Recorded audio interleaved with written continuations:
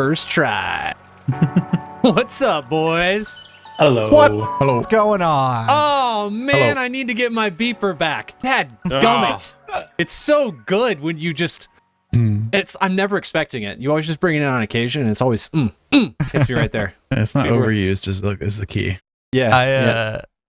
I sneezed the other day, and the two buttons are side by side for just pure mute, and you know, and I was like, and then you could hear like in Caitlin's mic and like in the background, just like the rest of my sneeze. Like chew in the distance. Yeah. Oh, man. We're Hey, sounding everybody, good, by the way. welcome.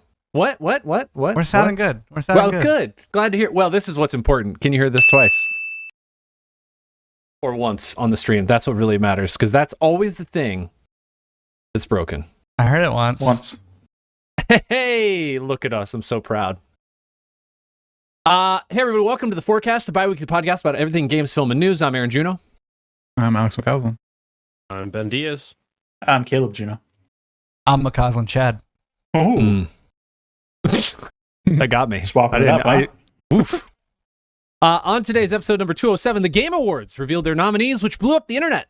Steam has a new season pass policy, and Arcane, the final season, season 2, the final season.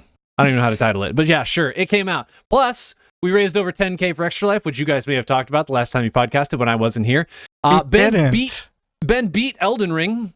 And of course, we've been playing games. If you'd like to know more about what we do, you can follow us on our social channels. You can check out our website, we'rethehorizon.com. We have a ton of original content for you to browse through, including our new Pathfinder 2e campaign that we will maybe get to play again at some point in the future. Hopefully. Called Crown and Conquest.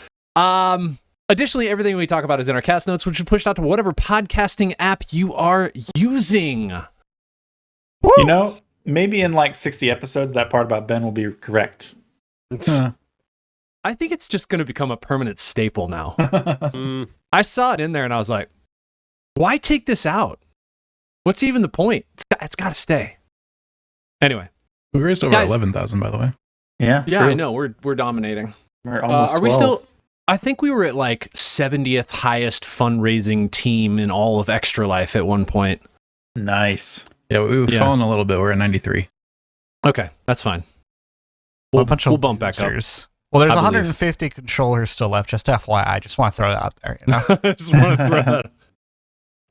All right, let's move on to Chad's community conversation primer. What do we got this week? Any interesting questions? Yeah, so this is a, thematic with something that we're going to talk about, little Arcane action, since, that's come out.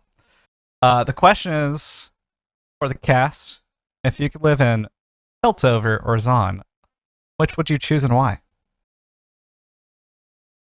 Ooh, I'll do be you need right those back defined? since I haven't watched Arcane, so I'm just gonna, I go use the restroom, get another beer. I'll you guys have fun chatting. I think the real easy answer is Piltover, yeah. Really? Just for like Think quality so? of life reasons. Yeah. When it comes to like smog and stuff like that, not a fan. Yeah. I'd be in Piltover. So Man. it's just you're picking Piltover specifically because of the air quality, Yeah. air quality index. Yeah. Okay, all right. I feel like it's also technically safer up there, but Definitely. Oh yeah, almost certainly. I think Zon is cool though because it's got that just vibey vibe of just the people hanging out together, just really close, and it's that small town kind of feel, that, like everybody's got each other's back kind of feel. It's not all about the elites and stuff. Sure. Except for I those mean, bar sure, quality of fights life sucks, but and the essentially mafia. Yeah. Everybody has seemingly lost limbs somehow Mm-hmm. and had to have them replaced. Mm-hmm. There's so many shots in Arcane of just like homeless people in rags on the street, or yeah, you just gotta not be that. you just gotta not be that. I mean, your question is, do you want to live in a ghetto, probably in poverty, or do you want to live in like an upscale neighborhood? No, you got to imagine that you have the same income, the same access to things in both locations. So one, you'll probably do fairly okay. The other one, you may struggle to get by. maybe you could be a helper in Zon if you had the elite income and you're down there just like supporting the community. There's not a lot of those in Arcane. Most of the people that have a lot of money are, not exactly helping the poor For in that sure. show. Mm-hmm. For sure. So is this a unanimous vote for Piltover? Did you say Piltover? Yeah. Okay. Yeah. I said Zon. I think it'd be cool. Oh, you did say Zon. Okay. All right. Yeah. All right. I wasn't sure. I couldn't tell if you were just playing devil's advocate or if that was your certainly that was your answer. All right. Do I think it's the best living situation? No, but gotta live a little and die fast, I guess. Are you with Caitlin still? Because she's not letting you live there. Oh, I mean, this wasn't a what will Kate and I choose? If this is a Kate and I choose, then obviously She's gonna be like, this house has like bugs in it, dude. We can't live here. Wow. You're gonna see a centipede one time and be like, that's it. We're going to Piltover. Oh boy. All right. Cool. 3 Piltover, 1 Zon. Got it. Excellent. Thank you for that community conversation, Bremer. That was, I think, the quickest decision from a poll question we've ever had. Yeah, sometimes you need them quick. Yeah, that's right. Let's move on to some news-related things. I did want to start this off with Steam's new season pass policy that they've issued. Caleb, you want to walk us through this? Yeah. But you said you wanted to start it off. Well, yeah, I want to start off by bringing up the topic, Mm-hmm. and then I'm going to let Caleb introduce it. Okay. Because I have- Okay. You cut out.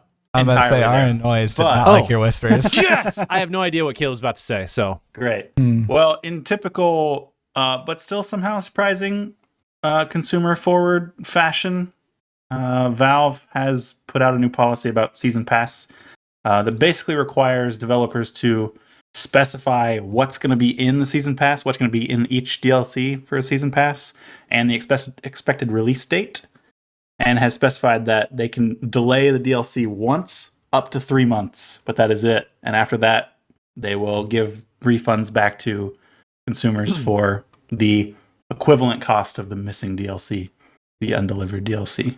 Which I think is really cool. Delay for 3 months? That's it? Yeah. So if they specify, they can only put it up if they specify a release date, and if they don't meet that, they can delay it once up to 3 months. But that is it. I- And they I'd say like- if you don't have a release date to specify, then you shouldn't be putting out a season pass. My favorite thing about this that I saw was a comment saying, very brave of Valve, of all people, to put out a rule about having to hit deadlines. It's Yeah. pretty crazy. They just never announce a deadline, so they don't have to hit one. Yeah, correct. I feel like this is going to entice companies to be like, oh, our game came out in 2024. The DLC will come out like 2028, but then they'll like release like the DLC or whatever in like 2025 or something. But like they give themselves like a ton of runway with like saying, hey, like They could, but then people wouldn't be expecting it, a year before it actually releases. yeah.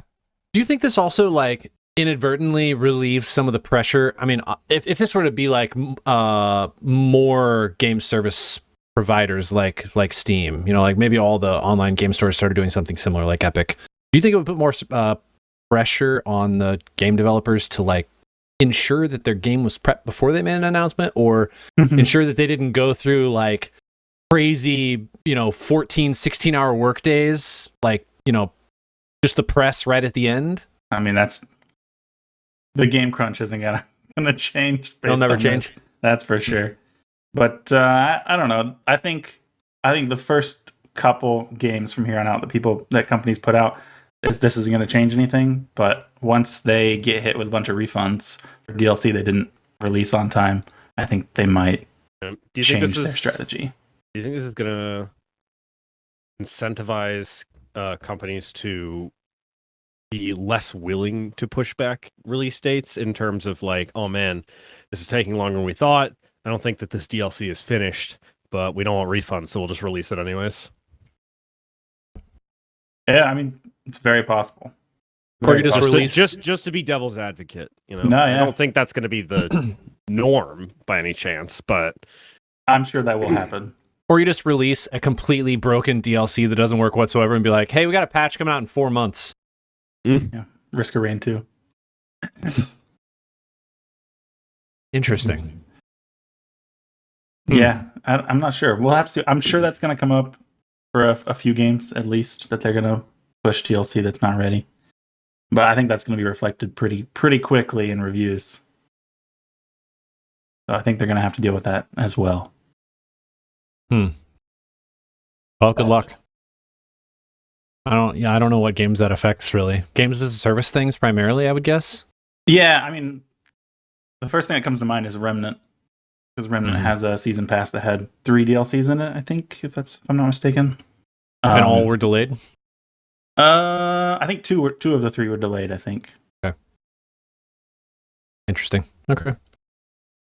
Alex, let's talk about video game layoffs. I know you have some really sad news for us as per usual. Yeah, we just haven't talked about it in a while, so I wanted to touch base and Make us all Remind us sad. that everything is terrible. Yep. just make sure Cool. we're still aware of the ongoing issue. Last big thing that we talked about was Concord shutting down officially by Sony, and they've shut down the studio as well, Firewalk Studios. So that was 174 jobs there that were gone, and then since then we've gotten a couple of big ones, like NCSoft laid off like 500 people. That's like distributor for like Guild Wars and Throne of Liberty and stuff like that. Yeah, Throne of Liberty didn't do too hot, huh? It seemed like it was doing all right. I don't know. Hmm. Don't know what's up with that. Heart Machine lost 8 positions, which is, I don't know, somewhat concerning to me, even though it's only a few jobs, but they're trying to put out Hyper Light Breaker. And that's been delayed a couple times, so I'm worried about that project, because that is something I'm really excited for. Several other smaller game studios have laid off some people. We're at an estimated total of 14,000 layoffs in the year of 2024. And that is more than 2023, correct? Yeah, I think we talked months ago about how we caught up already. Last year we laid off 10,500 positions. So another 14,000 this year. Okay. It seems like in the second half of the year it has slowed a bit. Yeah.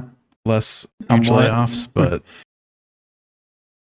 because like we were almost caught up in like the first like 4 months of the year.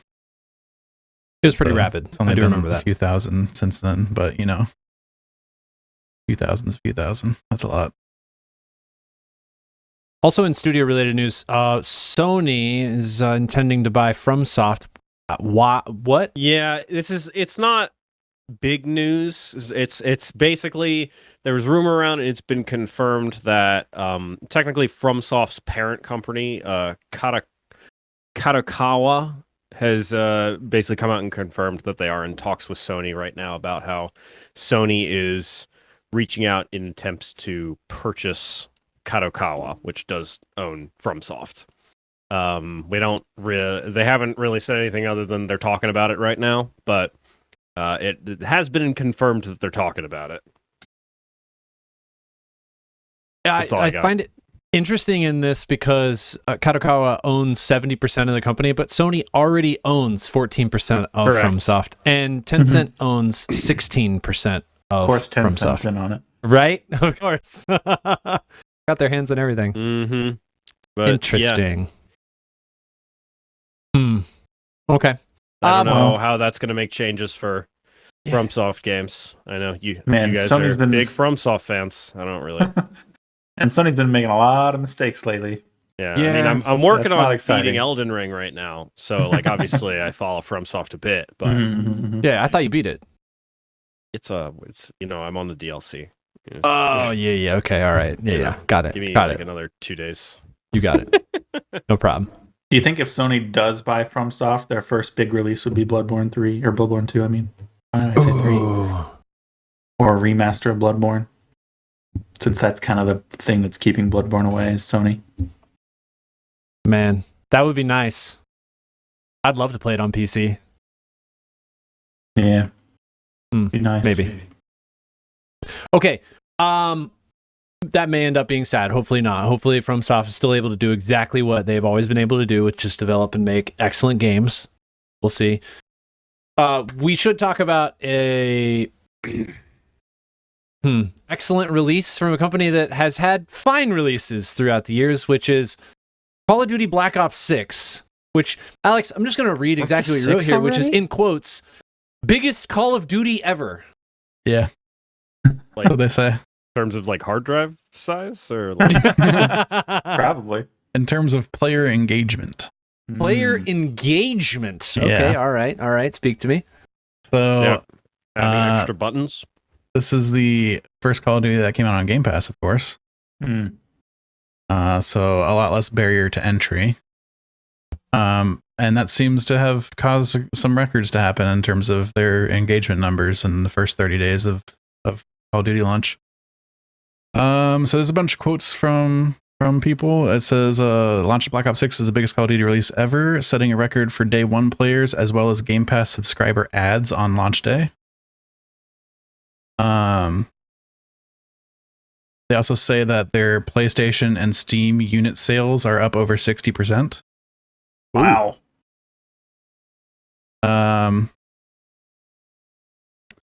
There's this quote from Matt Piscatella, I think is how you pronounce his last name. He works for a research firm for video games, Circana, and he says that Call of Duty engagement following the release of Black Ops 6 can only be defined as the term, quote, bonkers. We've yet to see anything like it on our engagement tracking data. And then he said, Call of Duty Black Ops 6 to Game Pass did a few things in the US. It resulted in a subscription spending boost. It shifted the share of full game sales to PlayStation. And it did not appear to result in any massive cannibalization of sales, or did it appear to significantly boost Xbox Series hardware sales. So people who are outright buying the game, more of them are on PlayStation now.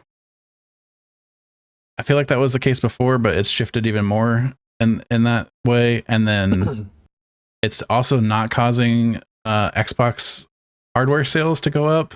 So like, I don't know if like it's just already people that have a Xbox console and or PC people that are hopping on Game Pass to get it. But I think the biggest piece of information to come out of this is that it's not cannibalizing sales. So their sales seemed normal for a game that didn't come out on Game Pass, but they just also had a bunch of engagement from people on Game Pass. That's pretty crazy. Interesting. I mean, we've talked in the past about how Call of Duty's as a sort of media franchise is almost the equivalent size of the Marvel Cinematic Universe. So in terms of people interested in this content, it's obviously very high.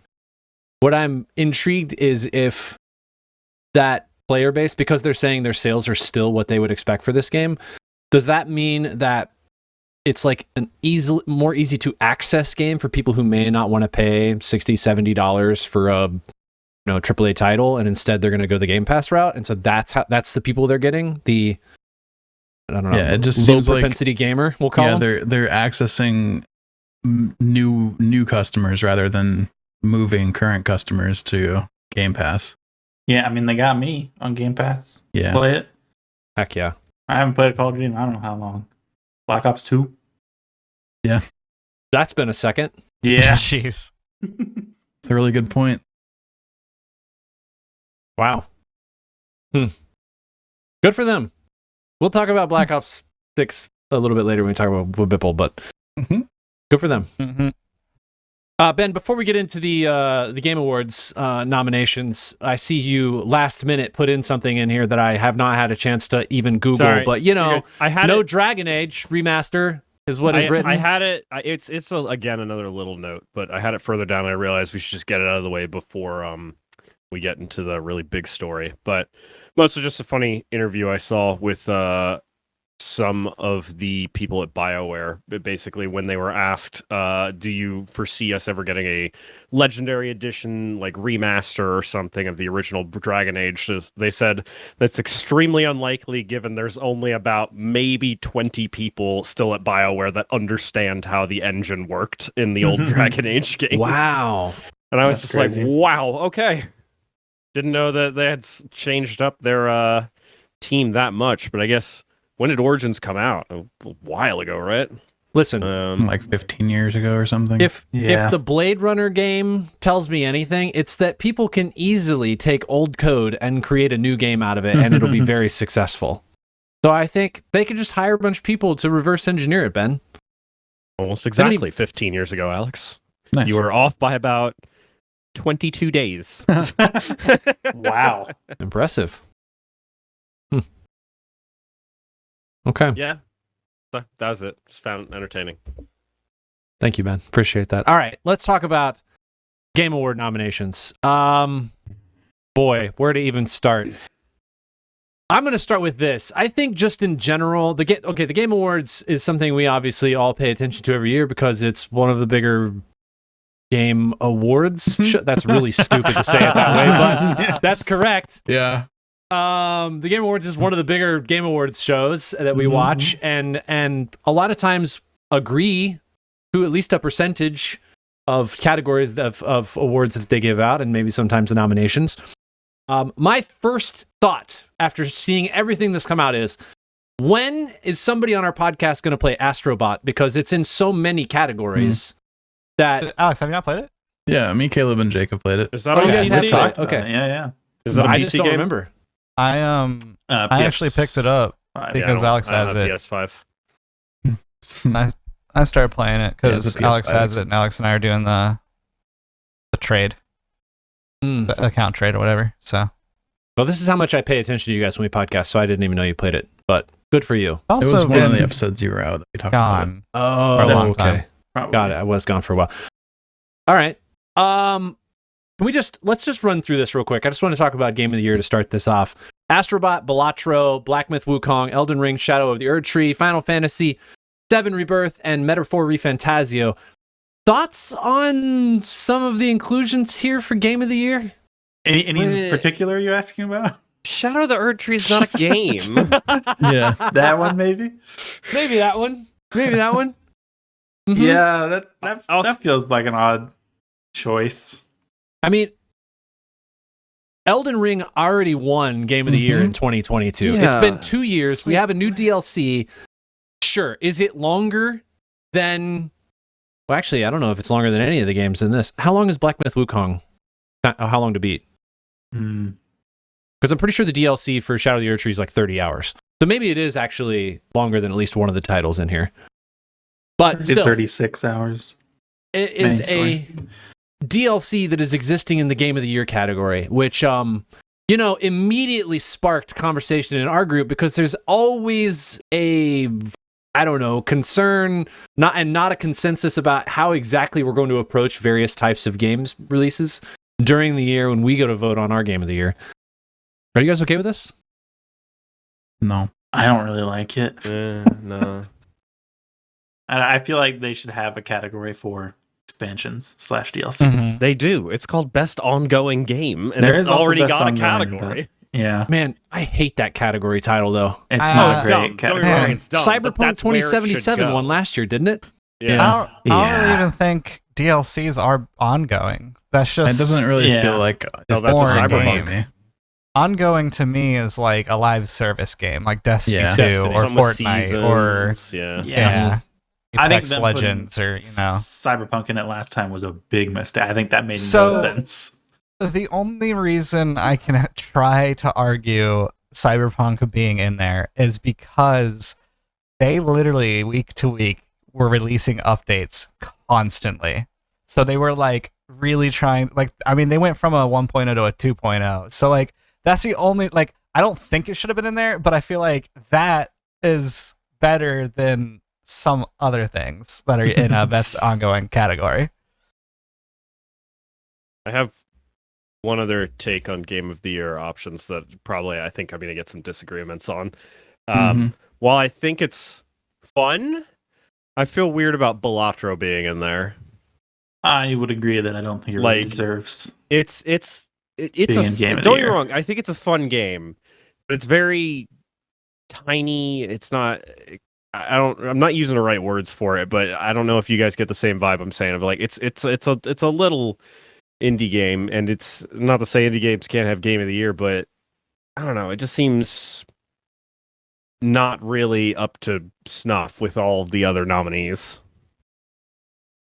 Like, Yeah. the only reason I can see it being there is just number of players, but I mean that's just the nature of it being on every platform, including mobile, and No kidding.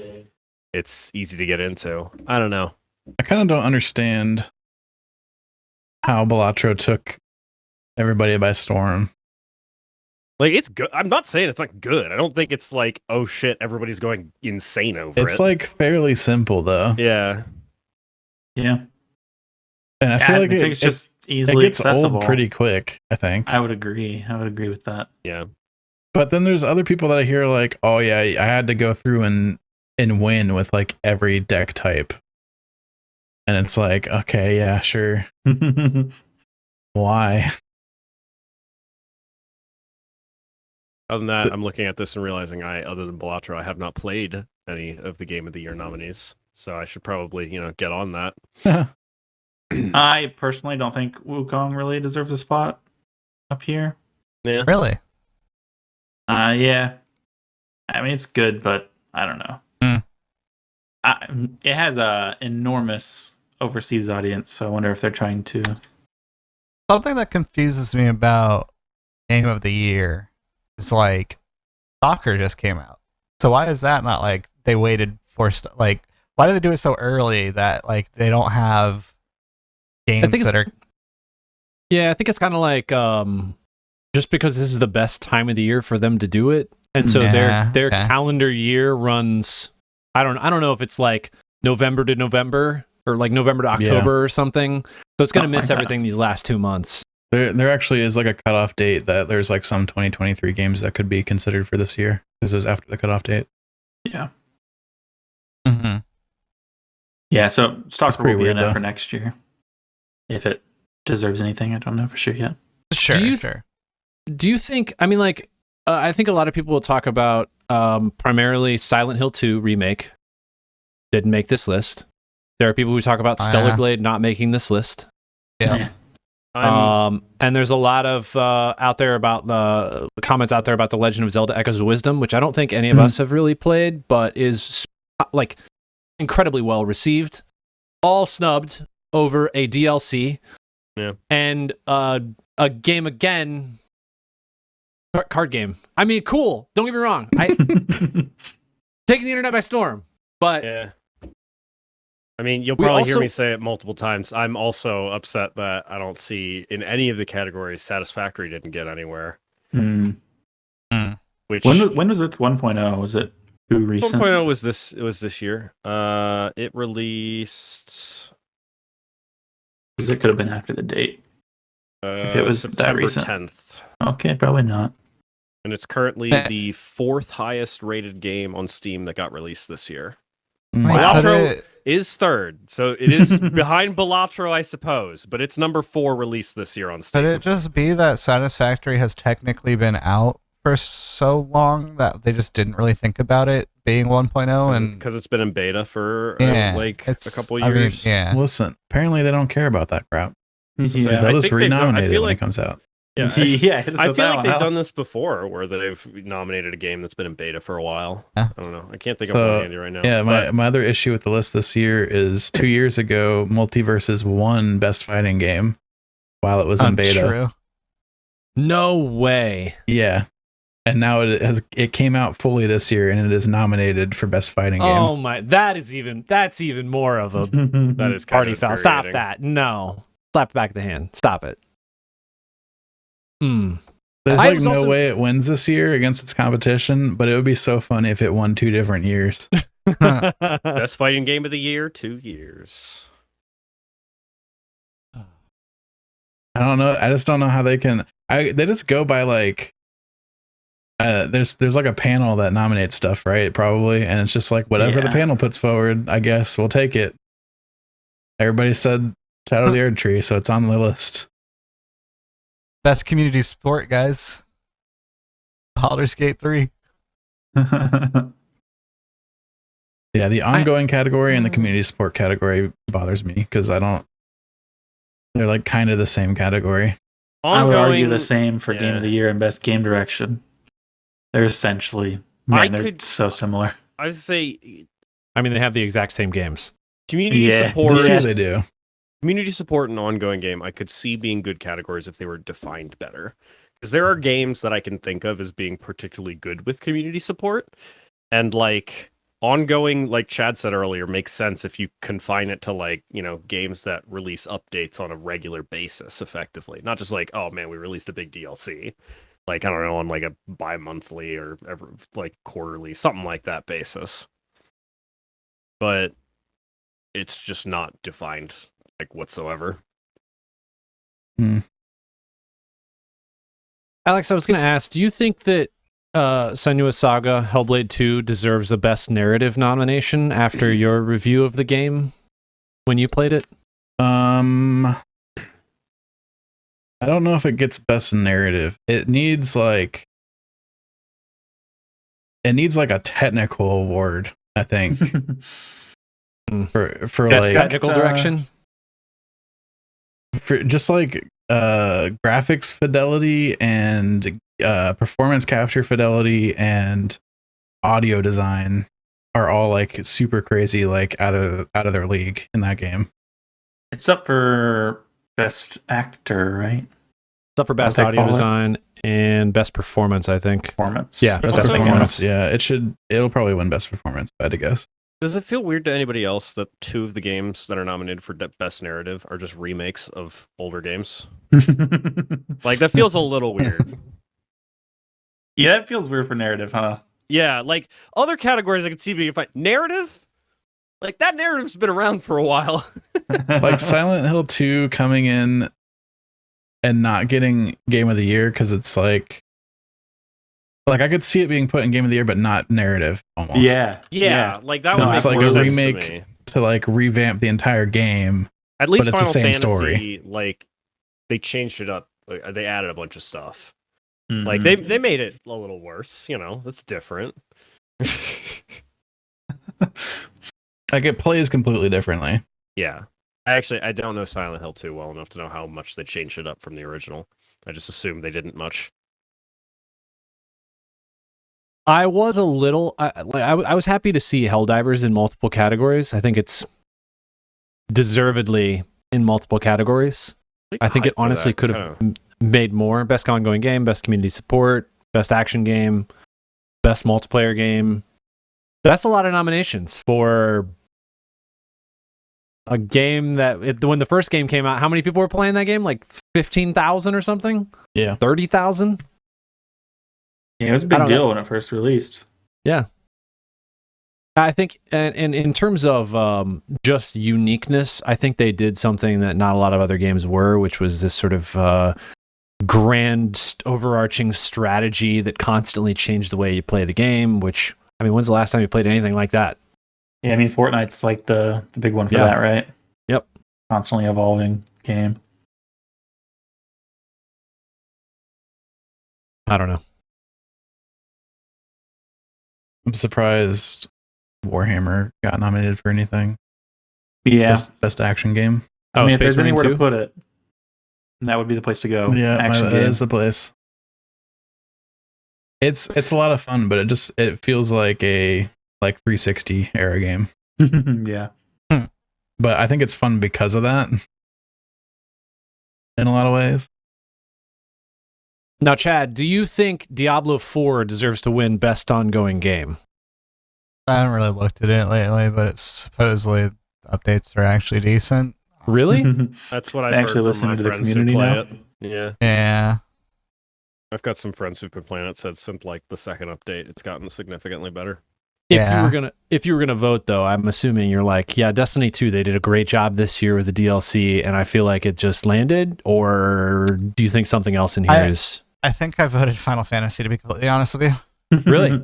Because I feel like Destiny 2, the final shape slapped, but they've given us like I don't know if you guys have actually like seen what's been happening with Destiny 2's like content releases that they're doing, like the seasonal stuff.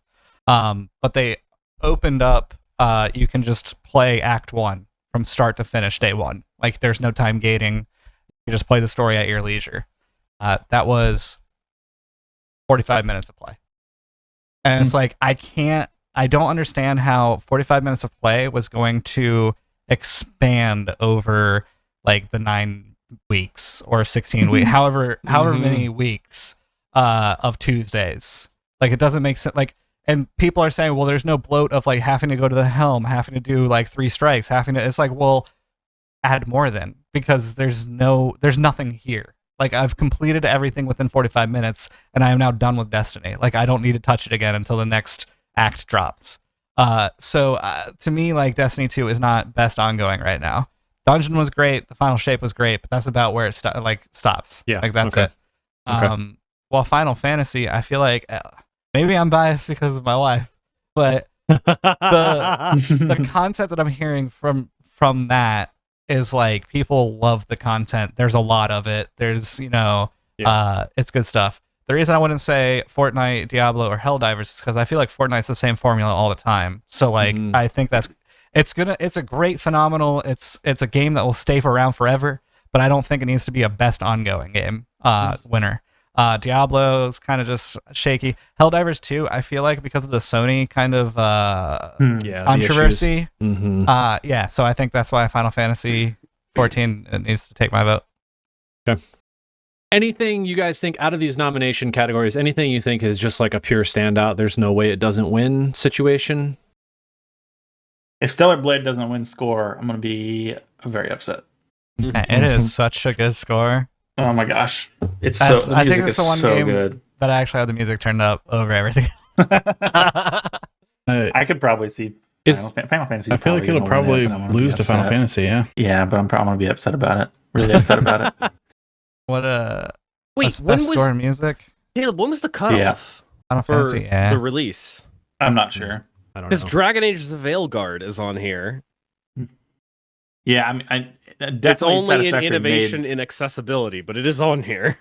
Definitely Satisfactory made it into the running, but also, I don't know. Star Wars Outlaws has a couple nominees on here, which is crazy to me.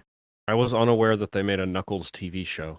Man, I thought for sure Animal Well was just going to come out with the independent game winnings, but Balatro, dude. Dude, I don't understand. Animal Well is 34 megabytes, and it is an absolute masterpiece. Also, how is it not up there? And best Balatro independent is. game, Balatro, that's where it belongs. Not overall game of the year. Best indie game, it can go there. That's good, I feel like. I feel like that's putting indie games in a box, and like honestly having indie games able to achieve game of the year is something that I think is necessary for. No, they should be able to. I'm not arguing they shouldn't. It's more, I don't think Balatro is good enough to justify game of the year. Not because it's an indie game, just that particular one. Take Balatro out of game of the year, but Knights an indie in there. Yeah, just for representation of indies. Satisfactory's around. I don't know. Did you say 9 Souls, Alex? Yeah. Which didn't get nominated for anything? For anything. What is that? That's upsetting. I think it just flew under the radar or something. Yeah. The standout things for me, I would guess, I really think Arcane's going to win Best Adaptation. 100%. I mean, I haven't even watched season 2. I don't know how anything else in this beats it. I mean, Fallout was good, but there's just no way. Oh, it doesn't stand a chance, man. There's no way. Fallout was just another like good job at making a video game show. Yes. Is actually good kind of thing. Like, I was really happy to see Frostpunk 2 in Best Sim Strategy. Honestly, I think it could win, especially considering what it's up against. You know what the easiest category is? Need to check out Age of Mythology still. Is it the fighter? Tekken 8. Easiest category is most anticipated game. Oh God. Grand Theft Auto 6 will 100%. undoubtedly win. Yeah. I don't know, man. You notice There's a what's lot of not in here? Nintendo fans out there who've been waiting on a Metroid Prime game for Doesn't matter. years. Yeah, it don't matter. Also, can I Anybody notice say anything missing from most anticipated game? Anything in particular? Silk Song, maybe? Pokemon, it's because it didn't qualify to get put on the list because it's going to shadow drop during the conference. Oh my god, I would lose my mind. Also, can I say maybe it's just me? A, I think it's funny that Overwatch isn't in best esports game at all, and B, Oh my gosh. I've never heard of Mobile Legends Bang Bang. Oh yeah. Yeah, I haven't Does either. anybody know what that is? It's got to be a mobile knockoff of League of Legends that's in China only or something. Like, Yeah, I've never heard at of least that. most of the games on here, I'm like, oh yeah, I haven't played it, but I recognize that. Mobile Legends. It does Bang look Bang. like a knockoff of League of Legends for mobile. Man, honestly, out of this, I either League of Legends because of Arcane or Valorant is probably gonna win it. It's League gear. Yeah, you Yeah. think so? League's had a huge resurgence on Twitch. Okay. It should. Arcane came out. Faker got his 5th world championship, I think. Oh, yeah, Gosh, I voted for Faker. that guy. Man, remember, So remember when Playmaker. Dota was big too? yeah, No. What? so it's gonna be League, Faker, and T1 for like best game athlete and team esports. I also did want to point out a game that I'm almost certain that nobody has still played. Indica got a nomination for Games for Impact. Yeah. You I feel saw good about that in yourself, there. Aaron? I do. That game freaking solid, dude. You're like, finally, I went and found some weird obscure game, and I'm people like it. Bro, Vindication. there's weird obscure games. There's Indica. It is not just a weird obscure game. It is a strange journey. I don't even know what the intent of that game is. It's Aaron, strange. We get Bizarro. it. You're a hipster. You don't have to defend yourself. It's fine. Where's my stock? Where's my beanie? Anyway, Game Awards. Yeah. Yeah. Get out of there, DLC. That's my last word. I don't Yeah, know. agree. it doesn't belong in the Game of the Year category. It can go in other categories. I'm okay with 'Cause that. I'm Not Game of the legitimately Year. worried. Yeah, I'm legitimately worried it's gonna win Best RPG also, which Yeah. is annoying for the same reason. I think Well, whoever said this first, maybe it was Chad, but whoever said they just need an independent category specifically for DLC and expansion. Sure, yeah, that'd be I great. think That'd be that's the a best great way to go. idea Do- because then you can include things like The final shape. the final shape, Yeah. which Yeah. you know, in terms of like most anticipated DLC, it's probably up there. Like the culmination of a multi-year, multi-arc, crazy story in the Destiny universe. Yeah, probably up there. I bet, and a lot of people were really happy with that DLC. I think that would be a great spot to include. Oh, let's make a new category. We'll include Shadow of the Erd Tree. We'll include Final Shape. And I'm sure there's other DLCs that came out this year that also were like equally well received, and that could fill up a category of 6 games that people could vote on. I don't know. You know, my other issue with this list is like, again, we should still allow indie games in the Game of the Year, I guess. But then there's all these indie specific categories that are just like, Balatro should just debut indie. automatically win now, right? Best Yeah. indie. If it's competing for actual Game of the Year, Yeah. and then you put it up against a bunch of other indie titles, it should just auto win. man, yeah.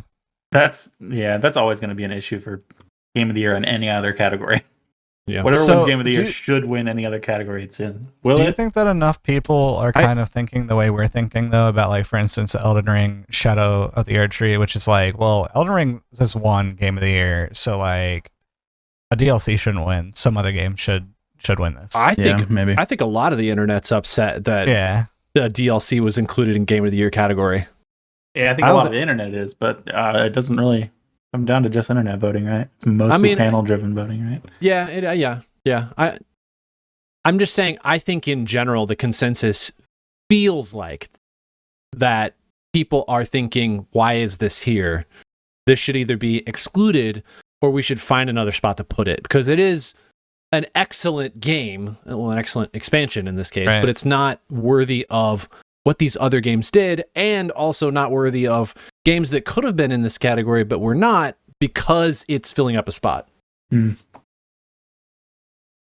back to what Caleb said, like other games that are in Game of the Year, you can have other categories that are specific to a specific thing that maybe that game of the year didn't do the best out of everything that year. Like maybe the game of the year that wins didn't have the absolute best story, so it doesn't win best narrative. But like as a whole package, it's the best game. Holistically. The problem with the indie categories is they're also holistic categories. Yes. It's, I mean, they could have just call it game of the year and then in parentheses indie. Game of the year AAA. Game of the year indie. I don't know. I mean, from my viewpoint, like game of the year, if Balatro won this, I don't know if I'd also vote Balatro for best indie. Just because in the back of my mind, I'd be like, well, it's already going to win game of the year. So like, why not give a different game, the best independent game? It seems like a weird decision though, right? Because then you're like, oh, this is the game of the year, but in its specific smaller subcategory, it shouldn't win. It lost. Yeah. That seems so strange. I mean, I get your point because it's a panel. And Right. as the panel itself, they can be like, well, we're going to award this game of the year, but we feel like something else should win in these other two We wanna categories. spread out recognition. It just, I don't know. It's going to seem convoluted if that's the case. I just anticipate it does not win game of the year. And it wins both Why not? best debut indie and best indie. What does everybody think takes the game of the year category? 'Cause I don't know. I mean, if you ask the internet, it's Astrobot, hands down, Oh yeah. no challenge. That's so funny. I'm legitimately worried it will be Shadow of the Erd Tree, and I don't want it to be. I think it won't be Shadow of the Erd Tree. I think it will be Rebirth. You think? I hope it's going to be Rebirth. I think it's going to be Rebirth. I think it could be Metaphor. You think so? I don't think it's got that kind of Uh, backing. No. So the only reason I would say that it's probably not going to be Rebirth is because I feel like Final Fantasy's remakes have been very niche for people. Like it's not a large scale, like lots of people are playing it. Like they've even come out and claimed that it didn't sell as well as they hoped it would. yeah, I the don't know first remake got some backlash, didn't it? About a lot of people didn't like it very much. Oh, I don't know about that. Am I misremembering? I I know. might be misremembering then. I know that there's a lot that can go into the sales value though, which is like, I think there was like a package deal where you can buy both at the same time. Also, PlayStations weren't being found. Like, Yeah. there's a lot going on there. It might just be Astrobot. I've only played the first like quote unquote world of Astrobot. I think it's clever, but I would not. I mean, maybe this is just my own bias of not really liking that style of game, but it's just kind of a bootleg Mario. Mario 64 or whatever. Caitlin came downstairs, saw me playing it. She's like, are you just playing like a knockoff Mario? Like, Yeah, I mean, I think it deserves to be on the same footing as like Mario Odyssey. Yeah. Which maybe that could have deserved. I don't remember when that came out. I don't know if Game Awards were even saying when Odyssey came out. Probably. you guys have played pretty far into Astrobot, right? Is there just like uber fun to be had that like it just isn't in the first? You Level. sound so. It's all going to be pretty similar to the first world. Okay, I was pretty Just- bored in the first world. New gimmicks and more cameos, more references. I think the one thing that I thought to myself was when I got to the boss, I was like, let me just play an entire game of just this. Like, I just want the boss level, like in every like entire time. Was the first world Ape Escape level? Yeah. Okay, the final level is better in basically all the other worlds, Okay. but just the final level. All the rest of it's going to be pretty similar. I mean, I liked like you had to dash through like as he pushed things towards you. Like you had to dash through specific things. You had to like hit his teeth. Like all of that was kind of cool. But then the rest of it is just like, all right, I'm exploring this world, jumping up here, finding this, whatever they want, Astrobot. Like That's most of it. Yeah. the best part of the game is the fact that you go to the pause menu and you can launch your controller and have them all jump up. Mm. Yeah, I think you have to like 3D platformers first. Yeah. And then after that, it's a mix of nostalgia bait and surprise at the new gimmicks that they throw at you constantly. Yeah. And for what it's worth, Odyssey lost to Breath of the Wild. Oh, I mean, that checks out. Man, what That you was the just same year? described Wow. tells me that Astrobot is not going to be a game that I enjoy. Right. No, for sure. I mean, did you like Odyssey? No. Okay, you probably won't like You probably Astro. won't like it. I Yeah. don't know, I it's didn't like just Astro not for me. Boy. I don't know. think. Watch Balatro win. It could be a dark horse. That'd be freaking wild. And they just voted in because it's so quirky to vote for Velatro to win. It could potentially be so Elden Ring deserved it, but also I feel like Elden Ring took the internet by storm when it came out. Mhm. Also, wasn't that around like kind of end of COVID time? Like we were still kind of in our 2022, houses a little bit. All right, yeah. So it just took the internet by storm, though. I think Velatro is kind of a similar situation where it's just taking the internet by storm, where it's just like you see it everywhere right now. I mean, you got Dad and David start playing it like that. Wild. It's stuff. also a game you can kind of play anywhere, right? Like you don't have to focus and sit in front of your computer. You can just pull And up your phone. specifically, bought it Now on that it's mobile. on mobile, it's crazy. Yeah. Yeah. It Like, was this would be a kind of great destined to be a game mobile to game, I think. play It was on the big plane or before it whatever. was even on mobile, though. Yep. It had already kind of blown up. Yeah. Hmm. Best performance definitely going to be Aerith. Oh, you think? I don't know. Life is. I didn't play Life is Strange, so I do She know won't. that Life is Strange has some good actors in it. So, she won't win. all right. But then it's Silent Hill 2, Star Wars Outlaws, and Hellblade. Hellblade, I think, will win. It's You gotta think be so? that I don't know Hellblade how it action, does man. it. I mean, She's so that's good. that's the whole reason people love Hellblade is their ability to motion cap her and her acting throughout the story. It's so unique. Well, I guess we got the two there then. The And Rebirth or Brianna Hellblade. White is a fan favorite, but like you said, it's maybe a more of a cult following. Yeah. I don't know.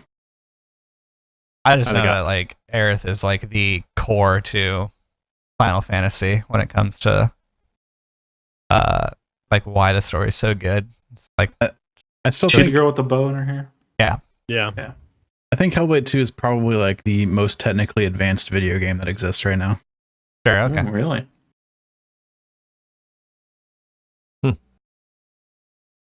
Let's jump into film real quick before we hop into what you've been playing. WHYBPL action. We wanted to talk about Arcane because the final season is out. I don't know how much we want to talk about Arcane because I think there are multiple people who have not watched a lot of Arcane. Some people that have ruined our ability to discuss Arcane. Should Why I not just, watch should I it? just leave for now? I think Aaron I have hasn't seen it also either. not watched it. I have not I- even been home to Damn it, watch it. Caleb. It's all I your fault. specifically Okay, Ben. wasn't Hasn't watched gonna- the first season. I wasn't going to talk about any spoilers. Okay. I just wanted to say Arcane's, 3 acts are out. Act 1, 2, and 3, part 2. So season 2, whatever you want to call it. Season 2, full release out. They broke it up into 3 chunks of 3 episodes. Cool. I have opinions, so like when you guys do finish it, I feel like it would be great to talk about. Without spoiling anything, I feel like season 1 was like this masterpiece of just chef's kiss, just great story building, world building, character development, etc. Act 1 of season 2 kind of cherry on top, maybe even did even better. Halfway through Act 2 into Act 3, I feel like the NOS was hit, and I was just stupefied at like how storylines just dissolved, and it just went from like 0 to NASCAR speed racer from like 0.2 seconds. And so at the end, like after the like credits are rolling on the very last episode, I'm just like, it's a good show, but man, did they need more seasons, I think. which confuses me because they're like, oh yeah, it was always meant to be 2 seasons. This is the story we wanted to tell. Did I see? And at the same time, I finish it and I'm like, it really feels like they got canceled and had to wrap it up. Did I see somewhere that they spent $250 million on the new season? Oh yeah. Oh yeah. It's wild. So you kind of agree with my kind of synopsis there, Alex? Because like Act 1, man, it roped you in, and you were just like, "This is even better than Season 1." And then, yeah, it just, I wanted more of different various plot lines that just don't exist. It's still like phenomenal and For sure, like a generational animation project. Like we won't see anything like this until the next Spider-Verse comes out. Right. But like, yeah, I'm not 100% satisfied. Technically, and production value, and technically incredible. Some of the best yes, animation. One of the best animation projects to ever exist. I absolutely maybe the best. I absolutely love how they take it. Like, yeah, probably better than Into the Spider-Verse. Just to stuff, at least up like, there with it. You know, like all the stuff in the second Spider-Verse where they kept on like switching up styles, and it was like they do it even more in this. It took it to like the next level from the first one. Like they do a bunch of that in this one too. No wonder it cost $250 million to make this season. There are crazy scenes where it's legitimate just oil paintings in the background of just absolute glorious, spectacular detail. And then you have like a Arcane character in the foreground, and you're just like, it's just so, they're just so prominent in that. It just looks so good. And then like also they're in the room with you. Yeah, so exactly. It's almost like you're watching 3D without watching 3D. When they go from different like frame styles, so like it'll drop down to like maybe I'm being exaggerating here, but at like 8 frames per second, and then it comes back to the full Arcane frames that they're using. It's just like, oh my god, like it's super hyper realistic now. Like this is crazy. Like I was just so used to that. They 8 do frames. it on purpose for an effect, and it works 100% of the time. It's so good. It's just so good. But yeah, the storylines, that's where There's some narrative stuff that I'm like, what the heck? What happened? Oh no.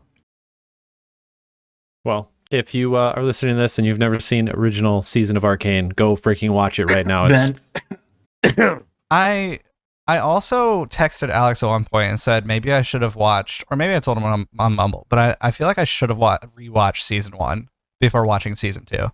Because I feel like there was characters that popped in. Because it's like Game of Thrones. I mean, there's characters everywhere. And there's like storylines everywhere. And it's like, maybe you just need to go rewatch Season 1 before watching Season 2.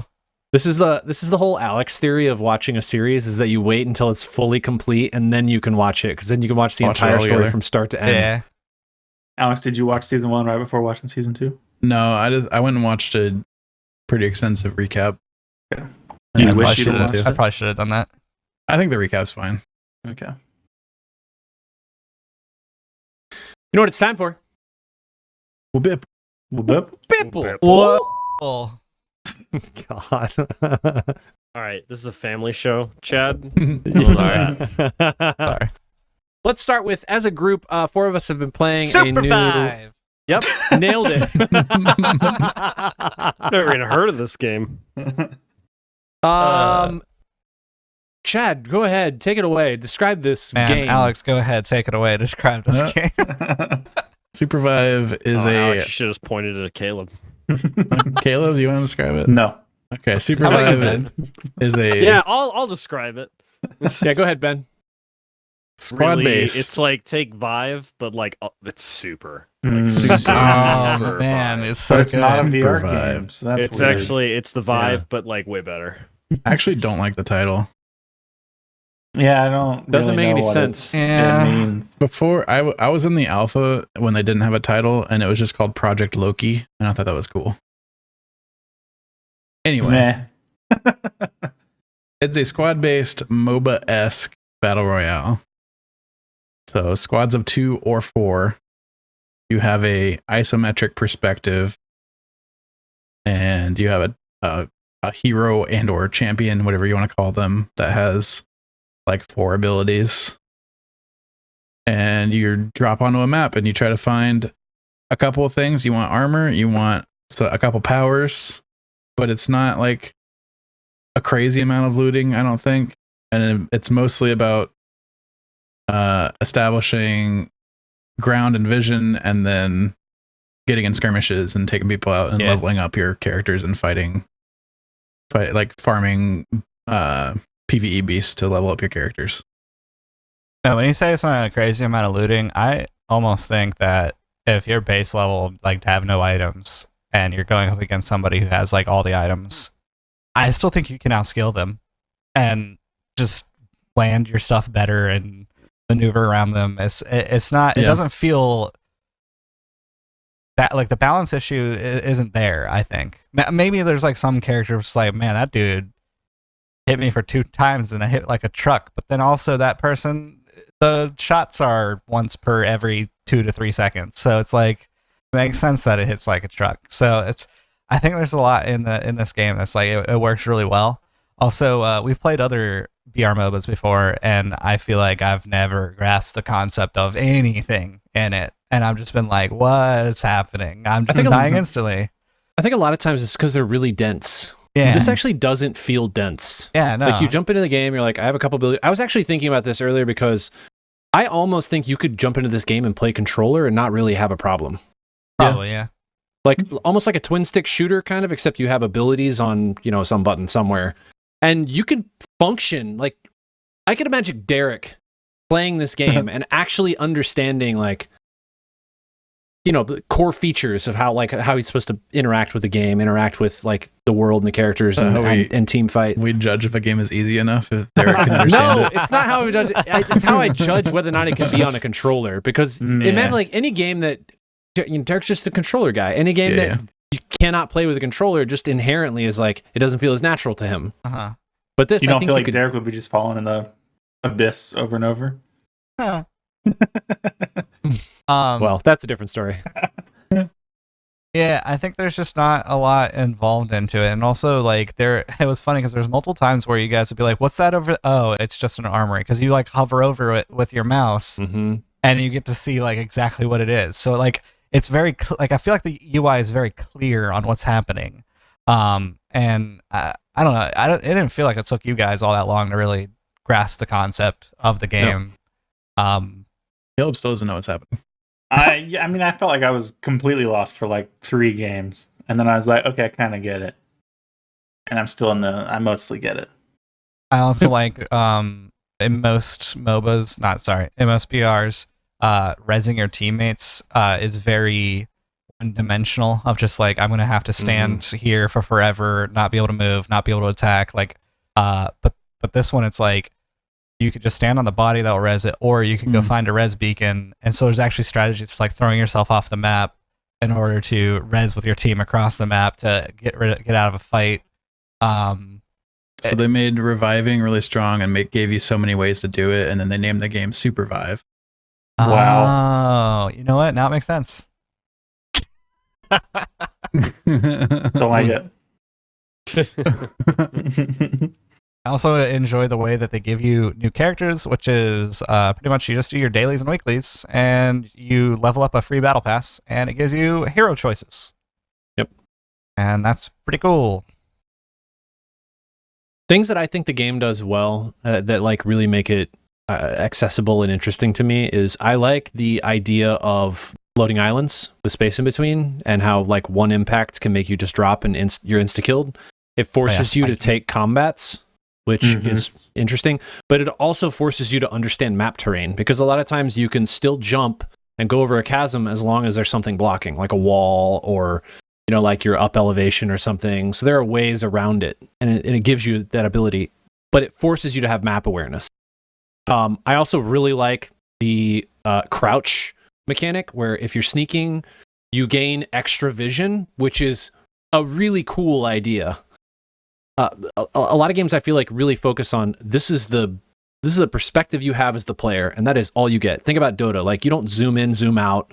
This is the perspective. This is the map awareness you have. This is the ability to see around the screen you have. Period. End of story. you have obviously vision cones, but increasing those vision cones when you're sneaking, almost like you're being more perceptive, really cool. I think that's really unique. And then again, just like the accessibility aspect of it in general, I feel like the game you could just pick up, not complicated. The team fights aren't like incredibly precise like you would imagine something like Dota would be, where it's all about positioning. There is some positioning involved. There is some calculus on when you're going to cast abilities, but in general, a lot of it's just kind of like a brawl, and you're just trying to stay alive and maybe position yourselves in a spot where you're not going to take as much damage. I'm sure if we play more, as we get to higher level, it will really start to get into a position like more Dota-esque positioning type game. But for now, I think it's fine. I liked it. We haven't checked out So. the arena mode either, so We need to do that. That's true. that's another mode that could be cool. Chad, what else have you been playing? Yeah, so I downloaded this game called Strenova, and it is a third-person shooter arena style, team versus team game. The twist to it is if you hit Control on your keyboard, you turn into a 2D character. The bullets will whiz past you if you're like staring at somebody because you're just a flat Stanley basically.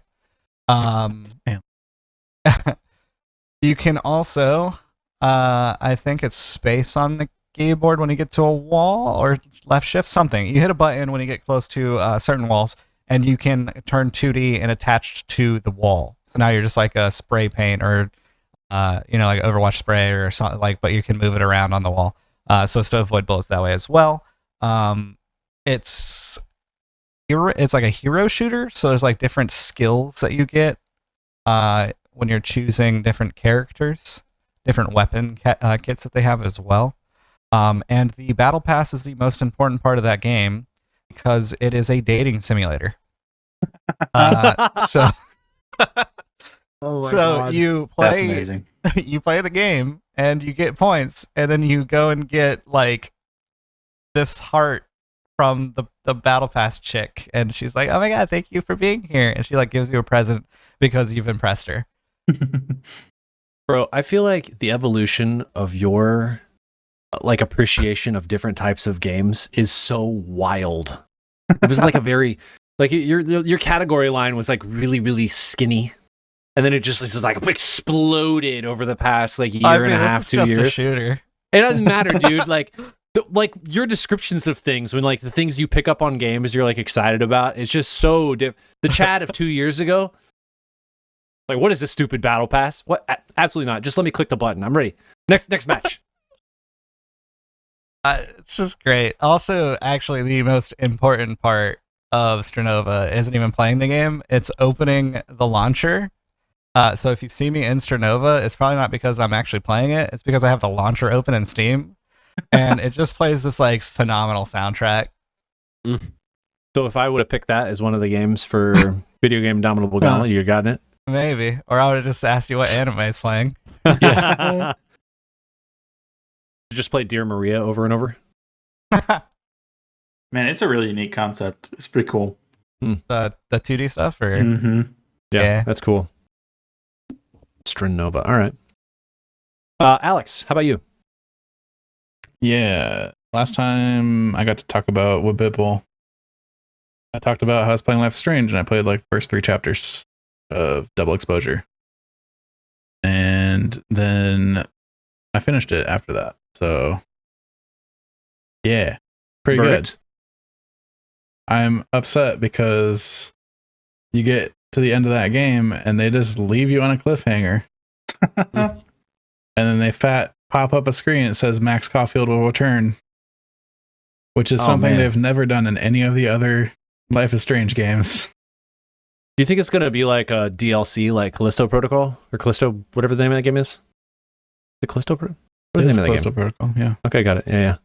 You think it'll just be a DLC? Just like a $5 I think they're just gonna DLC? make another one because it seems like they totally set up another, like a brand new story.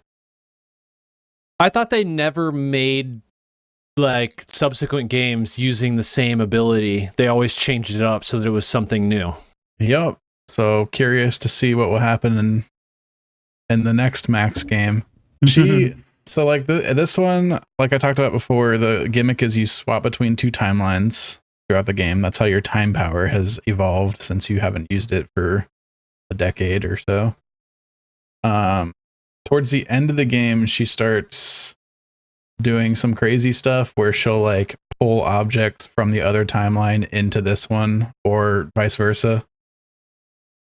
Or I mean, eventually at the end, she essentially combines the two timelines into an amalgamation of the two. So like I don't know what they're gonna do, if they're gonna continue, if they're gonna make two more timelines and then have you jump between them, or they're gonna come up with a new gimmick. It would be neat if they let you do original Life is Strange power in the next, because she's like back to using her powers again, and she's flexed that muscle again, so she's got it back. Because that's like the core constraint in this game, is she's like, yeah, I vowed to not use it anymore, so I just haven't used it in like 10 or 12 years or whatever, so I can't. She tries at one point and she's like, I can't do it. The superpower. I was overall pretty happy with the game though. There's some dialogue areas that are kind of cringe, but that's nothing new to the series. Her performance, like I said earlier when we were talking about Game of the Year, it was pretty good, but nothing Game of the Year worthy. And where they're setting up the story to go in the future seems kind of crazy. I don't know how they're going to pull it off. The thing we learned in this game is that there are other people in the world that have powers. Oh. Wow. And it's like, whoa. Wow. Wild. And now we're setting up for like A cinematic universe. yeah, like a MCU situation. It's weird. I don't know how I feel about that. Well, we'll really just have to see what happens and whatever they do next. The other thing I've been playing is Dragon Age Inquisition. Still, feels like the new game. Dragon Age, right? Mm-hmm. Dragon Age Inquisition. It came out like a decade ago, but it's fine. It's a fine game. I have at this point modded all of the monotony out of the game, so Wow. I can actually play through the storyline. Are you still having trouble getting through it? It's easy. It's more direct now. The last mission I just did was like pretty darn convoluted, I think. It was not like normally the mission is like, oh, there's some bad guys trying to do some bad stuff. You gotta infiltrate the castle and you explore it and kill people that you find until you find the boss and you kill the boss. This one was like, oh, there is a plot to assassinate the Queen of Orlais, and you have to attend the ball that she's putting on and be undercover and figure out who is trying to kill her and why, and then how to resolve that political conflict in a way that leaves the person that you want to leave in power at the end. And to do that, there was like systems in place, like how much approval rating you had at the ball because you're an outsider, and then how much approval rating you had, like you could do different things based upon that, and like you had to sneak around the castle and find incriminating documents. And at one point I looked up a walkthrough because I was like, I don't even know what I'm supposed to do. There's like one part where it's like, they're like, hey, anything that you do that is like, obviously people would think you're a weird for doing it, you're going to lose like points. And then I kept on running around the castle, couldn't figure out where to go. The only place I could see I could do anything was like climbing this lattice inside the garden where everybody is just hanging out with their wine and cheese. Just in plain view of everybody, just climb this lattice up to the balcony to get into a new area that I wasn't supposed to be in. And I looked up the walkthrough and it's like, yeah, you gotta climb the lattice. And I'm like, what? You just told me not to do stupid stuff in front of people. Yeah, anyway. Wow. So I wasn't a huge fan of that mission, but everything else has been fine, I guess. The real big problem with this game is that it hates you and it wants you to grind forever like an MMO, except for it's a single player game. And so I have introduced mods to alleviate a lot of that, such as modding my save file to give me like infinite Inquisition power so I don't have to go around the stupid open world areas doing mundane tasks to gain Inquisition power. I boosted the amount of XP I get by like 4 times for everything I do because I'm doing so little of the other content that it expects you to do that I'm under leveled. So I just did that, and now it seems like I'm kind of evening out where I'm supposed to be. I modded, there's a whole system with the war table where you're supposed to send people on various missions to get you items and or influence and or gold or materials or whatever, or unlock areas to explore that you need to be able to explore to progress the main story, or unlock missions for the main story. All that stuff costs real world time to complete, which is just the stupidest thing I've ever heard. So it'll be like, yeah, you want to do this, you want to unlock this like new area to explore that you need to explore for the next mission. That'll be 45 minutes of you sitting there waiting for it to complete. So I put a mod on that's like, make all the war table missions cost 0 amount of time, instantly complete. What else did I do? I made loot drops like triple or quadruple the amount of stuff it gives me because I'm just not fighting nearly as many things as it expects you to.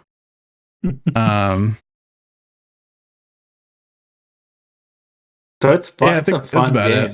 And then now I can like do the main quest, come back, talk to all my companions, and then automatically have everything I need to go do the next main quest instead of grinding stuff. So that's helped a lot. I've also stopped doing all the companion quests because they are also just a grind, which is really sad. It might have really negative effects on how the story plays out because usually in those games you need like approval rating from your companions and stuff like that to have them like you or have good outcomes happen. But it's like I was committed to doing them. And then I kept on running into issues where it's like, all right, Cassandra wants you to kill this specific person from her past. There's like, it's not just one person, first of all, it's like 8 people, and they're in different areas around the world. And I'm like, all right, I've killed 3 of them as I was kind of going through the game so far. I'm trying to get to this 4th one, but it seems like there's no way to get there on the map. So I look it up online, and they're like, oh yeah, you got to wait until the specific war table mission appears that allows you to send people to clear the rubble for this area of the map.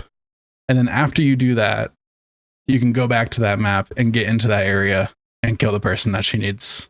And I'm like, this is so stupid. Like I can't be sitting here on the map looking at the thing that you want me to do for this lady and arbitrarily running around in circles and like, why can't I get there? And then look it up online and it's like, oh yeah, you just can't yet. You can't until later because of this dumb arbitrary war table thing. I was so annoyed. So yeah, I've stopped doing all those. Seems like it's really fun, as Caleb has already said. Yeah. There's like some really cool story moments in the main missions. And I really want the context for what happens in this game. You couldn't have just like watched a recap video? It's really like I played through Origins and 2 already, so like I gotta just finish this one now. Oh my gosh. This is right. You didn't have to do actually any of that. very funny given I'm about to talk about how I'm playing the new one, but we'll get into that. Like I could have just played Veilguard with like a recap of the other games, so I was like, I'll try playing the other ones. And like I tried playing Origins and I was like, maybe this won't work out and I just won't play them. But Origins was a ton of fun, and I was like, great. And then I started playing 2, and despite all of its flaws and everybody saying it was a low point in the series, I actually still had a good time playing that one. And I was like, well, surely that was the low point in the series, so I can get through Inquisition now. And for me, I think Inquisition's the worst one. Inquisition's my least favorite of the series. Really? Yeah. Granted, I can't speak on it too much because I didn't play a ton of it. I played several hours of it and then basically said, I don't like this, I'm done. And I just stopped playing it. Man. It feels so archaic even compared to the games that precede it. I don't understand why they went away from the Dragon Age Origins formula. It was fantastic. Origins was great. And Jake loves Inquisition. I don't understand it. Yeah, Jake, you hear that? It's a lot of he stuff likes it more than 2. He doesn't like it more than 1, right? No, I don't think so. Yeah, I think he says 1 is still his favorite. Ben, do you want to go ahead and go since you played the new Dragon Age that wasn't released 10 years ago? Yeah, I can talk about it. Granted, I want to preface this by saying I'm probably about 4 hours into it, so I'm not like crazy far yet. I've been out of town for the last week and a half, so I haven't had a ton of video game time. But new Dragon Age. So first off, I'm going to say I should have at least watched a recap video before going into it. It doesn't. So for reference, I have not played a Dragon Age game in probably like 6 years at least at this point. Like it's been, I think the last time I played a Dragon Age game was when Inquisition came out. I played a bit of it and then I was like, cool, I don't like this, I'm done. But I forget a lot of parts of the Dragon Age world, and boy does this game just like chuck you in 100%. You're just running like right off the bat, just like start you with, hey, you gotta go save the world right now. Like I'm like, oh god, what's happening? Yeah. It also immediately throws you in with a bunch of characters from the previous game. Like you're immediately with, and I'm like, I think I remember these guys from the previous game, but I don't remember anything about them. So it was kind of wild right at the beginning. They change up the formula in terms of combat and like how you move the character around. It's kind of more, I'm trying to remember, is Inquisition still more like kind of top down and you're sort of controlling the three your characters by moving them around the map? They really feel like they made it more for a controller, like you run around kind of over the shoulder. So Veilguard, it's very funny because the reason I decided I was definitely get into it is early on. I think some famous video game reviewer said that they thought the combat felt like Kingdoms of Amalur, and I went, oh man, yeah, I gotta check that out. It kind of does. Like the parts of it I like it's you're just controlling yourself. You don't actually like ever select and control the other characters. I'm playing a warrior. I'm not really messing with spells too much. And I am playing on a controller, and I think they did a really good job of streamlining the controls on a Xbox controller. They make it really easy to select abilities. You know, they have they simplify it a lot in that all your abilities are mapped to hotkeys, or you can hold like a trigger and then you can quick cast a bunch of other abilities, or you can hold the right bumper and it freezes time so you can select a specific ability if you want to think about it for a second. And it just feels really smooth. Like I'm really happy with it. The only one complaint is more a skill issue because I am playing the warrior, which there are a lot of perks you get as you level up that encourage you to use the parry mechanic, and I am not great with it yet. Very good at dodging attacks, not so good at the parry mechanic, but leveling up seems cool. I like the skill tree a lot. It's very free form. You start with like kind of core skills, and then you kind of branch out in a circle around the core skills, and then your specializations you can get later are in like the cardinal. Like there's 3 in the cardinal points. You kind of build towards them, but it lets you mix up your abilities. And respecking is free, and you can do it as much as you want, which is awesome. It's great. I started off by running my build towards the Reaper specialization, which is the one that's all about like lifesteal and healing. And then I was looking at it, and it it was really focused a lot on the warriors got a range attack where they can throw their shield Captain America style, which is cool, but that wasn't really what I was going for. So I just hit a button and respected into another direction. It was super easy. I put a mod on Inquisition to let me infinite respect. Yeah, it's just nice. I don't understand why you would want to gate respecking. Like, who cares? Who cares if I want to change it up?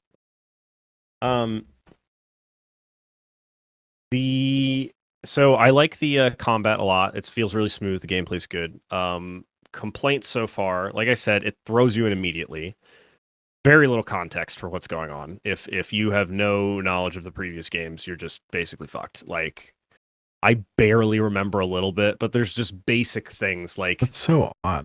Like, I'm 4 hours into the game, and the game has not explained to me anything, because like a core mechanic of the Dragon Age universe is how mages work. Like, mages can go like insane, they can get possessed by demons. Like, that's like a core thing. I'm 4 hours into the game, it hasn't come up yet. Like, I'm they a talked lot about farther, and it still hasn't come up. They Yeah, have never it's- mentioned that, so I don't know it's- if that even exists. 'cause well, I like, didn't play the because they previous make some games. side comments about, like, at one point you're in a city and they're talking about the government there, and like one of your, like, the guys following you is just like, how do they like function without like anybody controlling the mages? Like, what if they go crazy? And then there's like, blah, blah, and then it just like goes off, and I'm like, what?